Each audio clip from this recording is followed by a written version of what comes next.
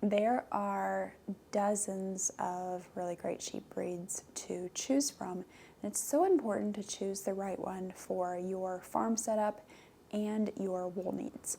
So I'm going to go over the breeds that we have on our farm and what I do and don't like about them.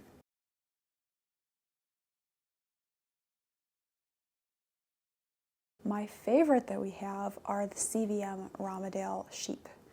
And these are a relatively rare breed. They were developed here in the US, and they're fine wool sheep, so soft wool in the category of other sheep such as Merino and Cormo.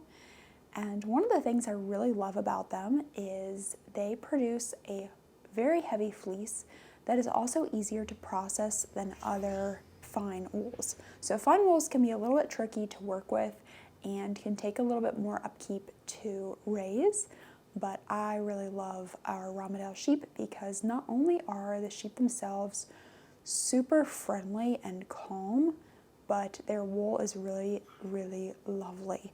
And so it's a little bit easier to process. It's not quite as high grease as some of the other fine wool sheep, and it doesn't felt quite as easily, but it's still super soft. So lovely heavy fleeces and very nice, easy to process wool. Now the CVM stands for California Variegated Mutant, and this is because the Ramadale sheep were originally all white, and then suddenly in California they had some colored sheep just randomly popping up in their flocks. And so the owner of these sheep decided to breed the colored ones together, and now we have this subset of this breed, the CVMs. All of ours are natural colored sheep, and we love those natural colored fleeces. The most common color, kind of the signature color of the CVMs, is the badger colored sheep, like our sheep Agnes and Cora, and that is the white body or some other lighter colored body with dark faces and legs and underbody.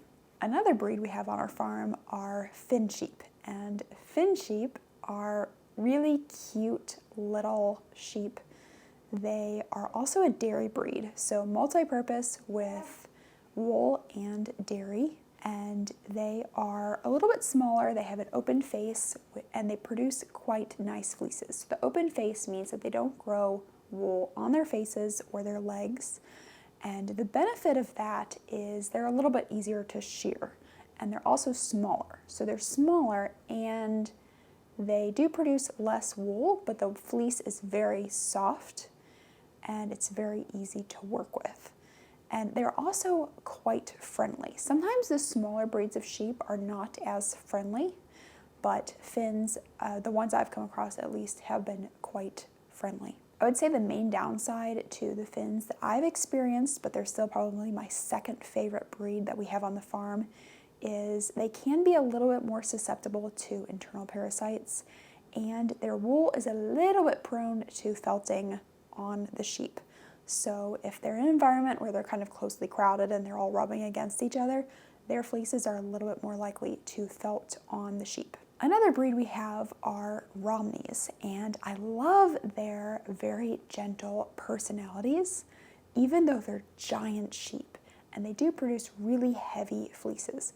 And they're in the long wool category, which means that their wool is relatively long. It also means it's a little bit coarser. And even though it's coarser, it's on the softer side for a long wool. So the lamb fleece can almost be next to skin soft. And then the adult fleeces are not super scratchy, but it's very durable wool. It's very easy to process. And one of my favorite things about this wool is it's perfect for beginners. So if you're learning how to spin, Romney wool is amazing to learn in. It is the wool that I usually include in our drop spindle kits because it's just really easy to learn to spin. Your learning to spin journey can be completely changed by finding the right wool as opposed to finding one that's just super frustrating to learn on. So I love my Romneys for that. They're really big sheep. I would say the main downside to them, they are very hardy, but they're so big that if I'm shearing them myself, they're a little bit tricky to work with. Now you can certainly stand shear them on a stand or just standing up, but they're quite large. So since I've gotten them, I haven't been doing my own shearing, so I don't have experience specifically shearing them. But I also don't exactly want experience, and we do have males, so they're even larger. So if you're working by yourself and you're just one person, it's a little bit trickier to work with them sometimes. But at least they're quite friendly. So it's not a super large sheep that's going absolutely crazy on you. We also have some CVM and Romney crosses. And again, I really like these. Super nice wool, very docile, friendly sheep, and just absolutely, absolutely gorgeous fleeces. We've also had a Cormo and Finn cross, and she was a very interesting sheep. She had the stockiness of a Cormo, but with the leg size of a Finn. So she was short and stocky, and she was a very healthy sheep, lived a very long time. I really liked her personality. I didn't love her wool. It was so high grease. It was ridiculously greasy. So after shearing her, you would just have grease dripping from your arms because there was so much lanolin on these fleeces. So I didn't love the grease about her, but overall she was quite a good sheep. It's not a mix I would get again, but I did enjoy my experience with her. We also have Shetlands, and these are probably my least favorite sheep breed that I've owned. Now, the good parts about them is they're super, super hardy. We shear them once a year. Often their hooves are worn down on the natural ground, just walking around, so they don't need hoof trims super often, and they don't get sick, they don't have issues, nothing happens to them. They're awesome. The downside is they aren't super friendly. They're a little bit skittish. So even the ones we've had since they were babies just aren't super friendly. And if you have a bottle baby, it's going to be completely different. But if they're raised by their mothers, in my experience, they haven't been super friendly. But if you are looking for sheep that are super hardy and you don't need to work with a lot, the Shetlands are an awesome option. Also, the thing I don't like about ours is their fleeces aren't super big. So you get maybe 2 to 5 pounds from one sheep per year, which isn't a ton of wool. Some of our giant Angora rabbits actually produce heavier fleeces than the Shetlands do some years. So when we're trying to maximize our fleece production per animal because we want to have fewer animals, they're not really the ones I go for. However, they are, again, very hardy if you're looking for a small, hardy, easy to raise sheep.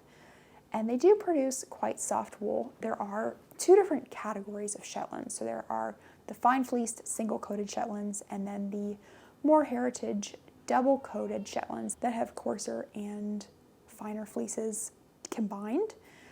And those are a little bit more uncommon to find. So most of the Shetlands you're going to come across are fine fleece Shetlands, and it can be very lovely wool. But again, they don't produce a ton of it. So these are the sheep that we have on our farm.